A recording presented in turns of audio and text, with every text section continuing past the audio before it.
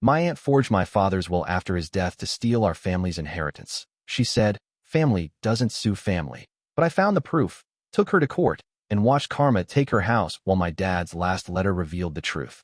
I'm Noah Grant, 31, from Columbus, Ohio. My mom passed in 2022. My dad passed away on April 12, 2023. They will split everything 50-50 between me and my sister, Jenna. Clear words. Clean lines. The kind of plan you only need to read once. That's what we thought. The Friday after the funeral, we sat in Dad's attorney's office. Frosted glass. The slow tick of a wall clock. Rain is nailing the windows. Mr. Keating set a red well on the table and took a breath that sounded like he'd practiced it. Before he could speak, the door opened. Aunt Valerie walked in, uninvited, with my cousin Luke in tow. He held a stack of manila folders like they might blow away. Keating didn't look thrilled, but he kept it polite. There appears to be a late amendment, he said, sliding out a single page. Dated March 30th. The room thinned. I leaned closer. It moved the lake house and brokerage account into a family trust, with Valerie listed as the manager for tax efficiency. Just like that, 3/4 of the estate drifted toward her hands. Jenkins Lake, the cedar dock Dad built, the boathouse that always smelled like pine and gasoline, suddenly wore a different name. Jenna spoke first, voice small. There wasn't a trust. Valerie folded her arms. Your father wanted guidance. He asked me. We handled some things late. Luke kept his eyes down, chin tucked. Keating frowned. I didn't draft this. The notary is from Logan County. I studied Dad's signature. He always made the M in Martin rise before it settled. This one sagged, like someone tried to copy the shape without knowing the rhythm. Heat clumbed my ribs. This isn't his hand, I said. Valerie didn't flinch. Grief makes details blur, she replied, easy as a sigh. The clock ticked on. Keating pinched the bridge of his nose. We'll need to verify.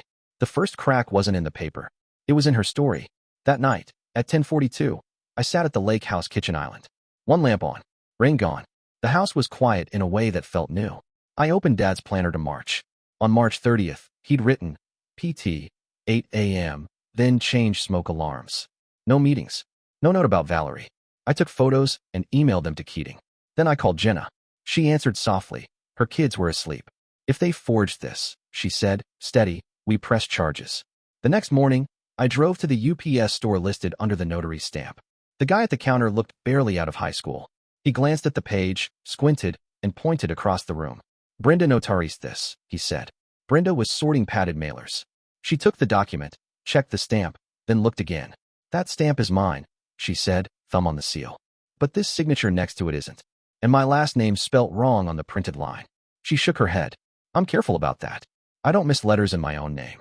On the drive back, the highway unspooled in long gray lines. I kept seeing the planner note. Smoke alarms. I could picture Dad on a step stool, cursing the battery door.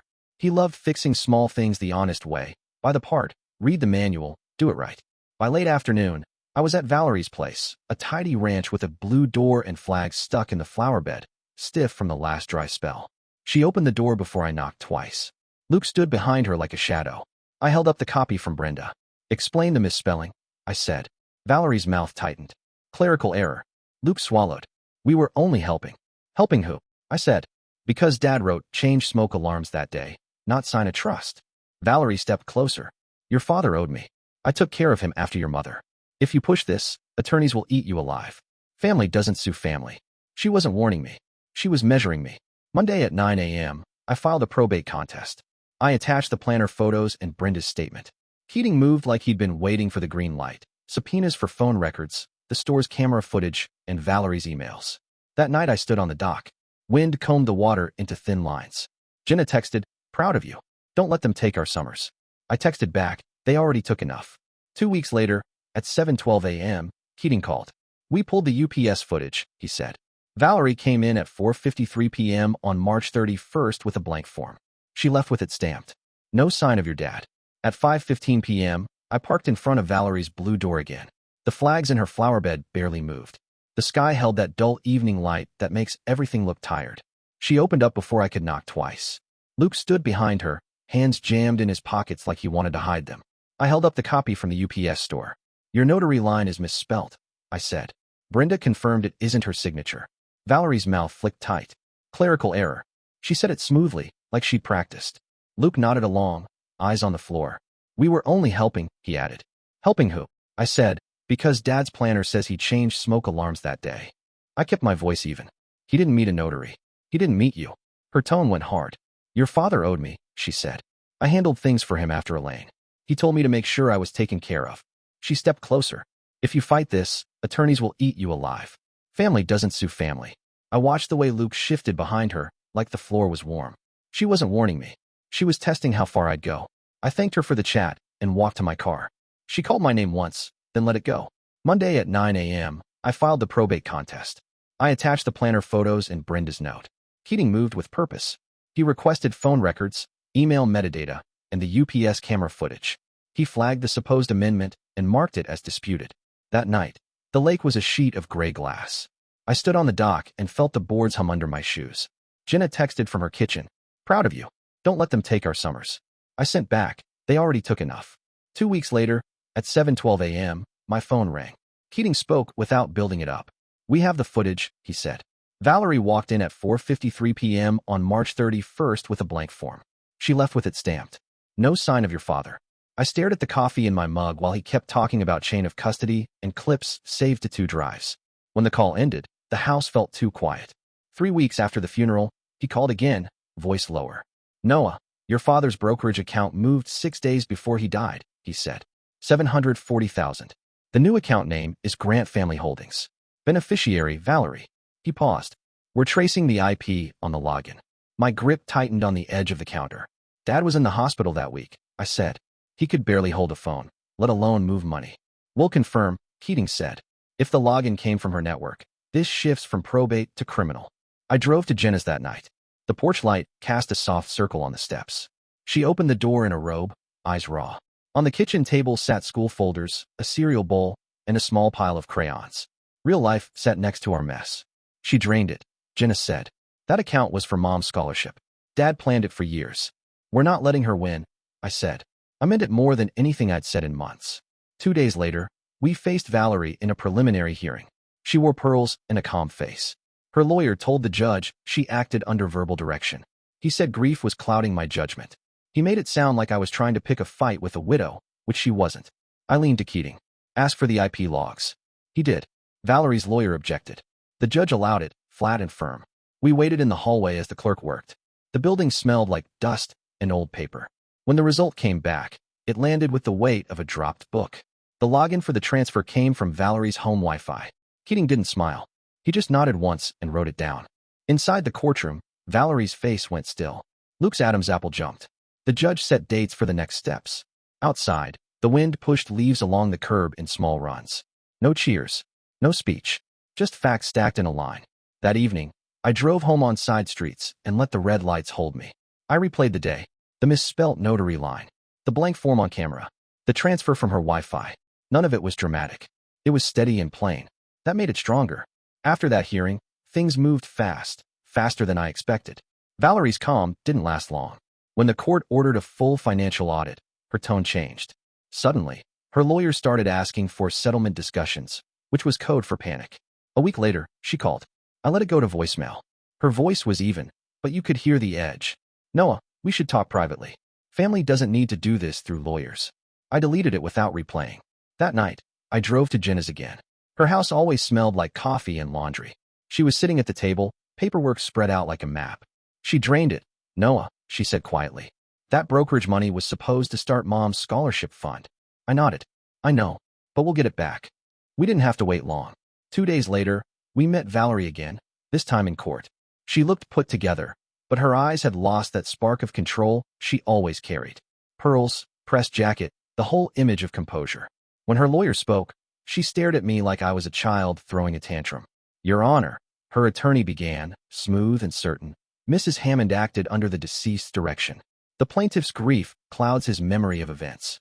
This case is a misunderstanding. Keating stood, slow and deliberate. We have the IP logs, he said.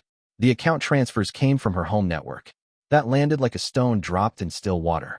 Her lawyer shifted his papers, glanced at her, and asked for a recess. The judge granted it. But it didn't matter. The damage was done. When the court adjourned, Valerie brushed past me without a glance. I thought that was the end of it. It wasn't.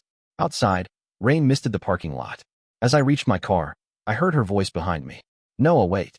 She stood by her car, umbrella in hand. I can explain, she said. The calm was gone. Her voice carried something I hadn't heard before, fear. Explain what? I asked. Stealing from your brother's kids? Faking a trust? Her eyes moved to the ground. Your father promised me something, she said. After Elaine passed, I took care of him. He said he'd make sure I was provided for. I didn't answer. She looked up, voice cracking slightly. He started forgetting things, Noah. He wasn't himself. I thought he'd meant to include me. I just made it official. I stepped closer, slowly. He didn't forget you, Valerie. He forgave you for being family. That's not the same thing. She nodded once, like she already knew. Then she turned, got in her car, and drove off without another word. For a few days, nothing happened. It was quiet. Too quiet. I thought she might disappear for good. But karma has its own schedule. 3 weeks later, Keating called early morning. His voice had a mix of relief and disbelief. We got something, he said. A sealed envelope showed up at my office. No return address. Inside, USB drive. Notes said, you should see what Luke kept. On the drive, I kept wondering who sent it. Maybe Luke himself.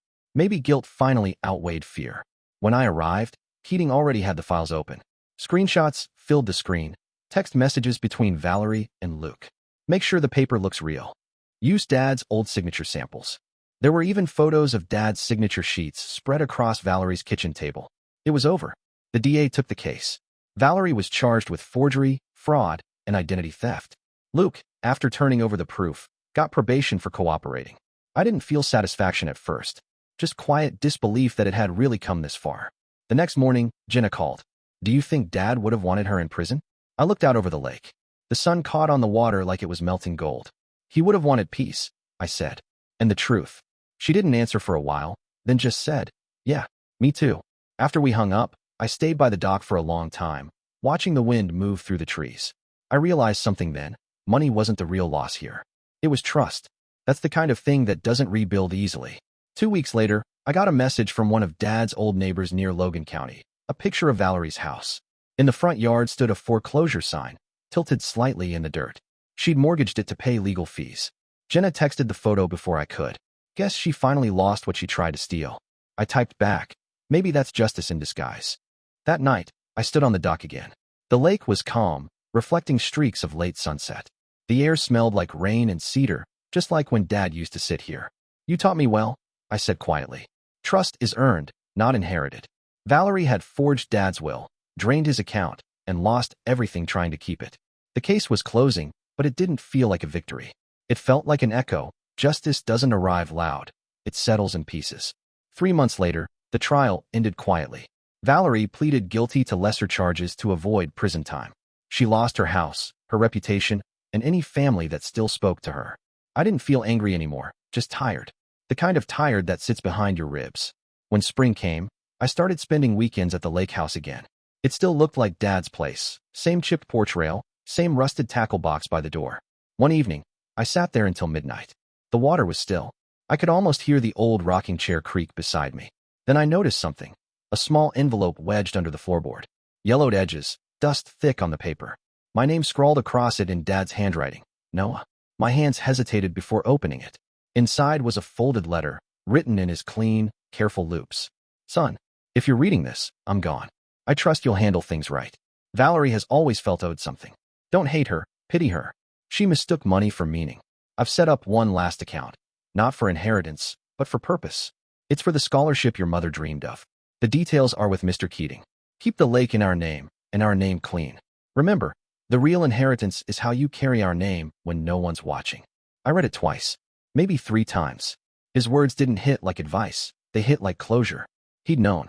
He'd seen who Valerie was, even before I did. The next morning, I called Keating. He confirmed the account existed, untouched, separate from the rest. He didn't tell anyone, he said softly. Your father wanted it to speak for itself. That evening, I drove back to the lake, letter in hand. The wind was soft, steady. The water carried small waves that broke against the dock, one after another. I stood there reading the final line again. The real inheritance is how you carry our name when no one's watching. For the first time in a long while, I didn't feel angry. I just felt like something finally made sense. Dad didn't leave us just money. He left us direction. That letter changed how I looked at everything that came next. A few weeks later, the story broke on local news. Front page of the Columbus Gazette. Former accountant convicted in family inheritance scam. Valerie's mugshot sat beside the headline, eyes down, lips drawn tight. Neighbors commented online, old clients too. People who used to praise her now calling her a liar, a thief, a disgrace.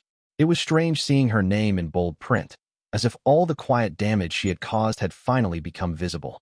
What caught my attention most wasn't the headline. It was her quote.